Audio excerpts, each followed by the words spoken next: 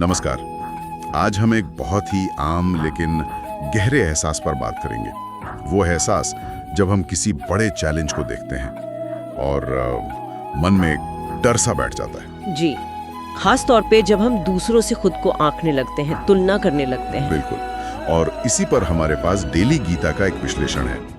ये भगवद गीता के पहले अध्याय के दूसरे श्लोक पर आधारित है। हाँ, वो क्षण जब दुर्योधन कुरुक्षेत्र में पांडवों की सेना को देखता है और कह सकते हैं कि घबरा जाता है।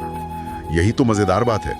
स्रोत बताता है कि संजय देख रहे हैं कि कैसे दुर्योधन ने पांडवों की सेना को देखा जो व्यवस्थित थी, और फिर वो सीधे अपने गुरु द्रोणाचार्य के पास गया। हाँ, और सोचने वाली बात यह है कि दुर्योधन की अपनी सेना कहीं ज्यादा बड़ी थी, उसके पास संसाधन ज्यादा थे, फिर भी डर पहले उसी को लगा। तो ऐसा क्यों हुआ? मतलब ज्यादा ताकत वाला पहले क्यों डरा? स्रोत क्या कहता है इस बारे में? स्रोत का तर्क है कि पांडवों की सेना शायद छोटी थी, पर उनकी तैयारी सच्ची थी, उनके इरादे नेक थे। हो सकता है दुर्योधन को ये अंदर ही अंदर महसूस हो गया हो कि सिर्फ गिनती काफी नहीं होती। अच्छा। और यहीं पर स्रोत एक बहुत गहरी बात सामने रखता है। वो कहता है कि ये दुर्योधन सिर्फ महाभारत का एक पात्र नहीं है। मतलब है कि वो हम सब के अंदर का एक हिस्सा है। वो हिस्सा जो दूसरों को देखकर, उनकी तैयारी या सफलता देखकर खुद पर शक करने लगता है।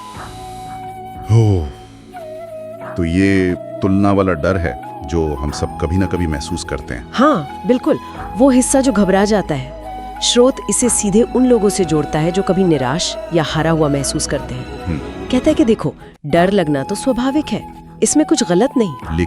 लेकिन जब हम डर की वजह से रुक जाते हैं, अपने कदम पीछे खींच लेते हैं, तब हम असल में कमजोर पड़ते हैं। दुर्योधन का उदाहरण यही है।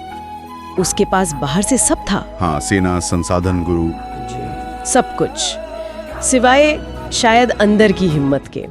वो अपनी तुलना में ही फंस गया, साहस नहीं जुटा पाया। तो ये तो काफी निराशाजनक लग सकता है। क्या स्रोत कोई उम्मीद भी देता है, कोई रास्ता? हाँ बिल्कुल देता है, और यही बात दिलचस्प हो जाती है।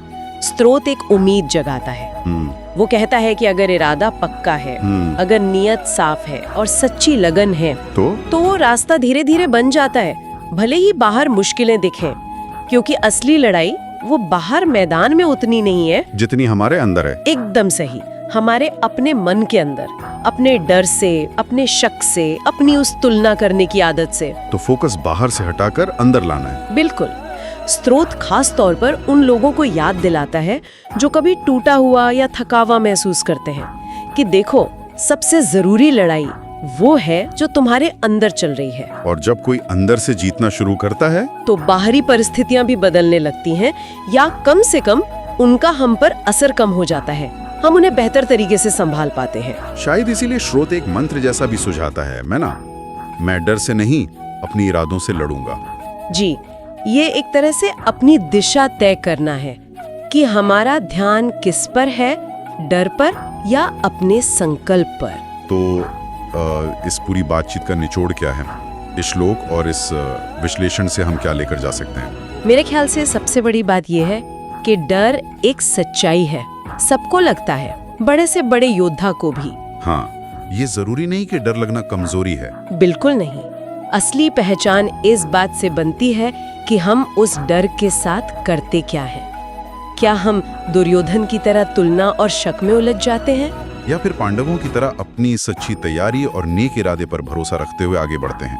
अपनी अंदरूनी लड़ाई को सम्मान देना, उसे लड़ना, ये जरूरी है। और ये एक बहुत महत्वपूर्ण सवाल भी खड़ा करता है जिसे हम सोचने के लिए छोड़ सकते हैं। क्या सवाल? स्रोत के आधार पर क्या ऐसा हो सकता है कि अपने अंदर के उस दुर्योधन को, मतलब उस तुलना और डर वाली आवाज को सिर्फ पहचान लेना, बस उसे देख लेना ही अपने संकल्प को मजबूत करने का पहला और शायद सबसे अहम कदम हो? भले बाहर से कोई तारीफ मिले ना मिले, कोई मान्यता दे ना दे, क्या ये अंदरूनी पहचान ही काफी है आगे बढ़ने के लिए? ये सोचने लायक बात है। बिल्कुल। इस विचार के साथ ही आज की चर्चा समाप्त करते हैं।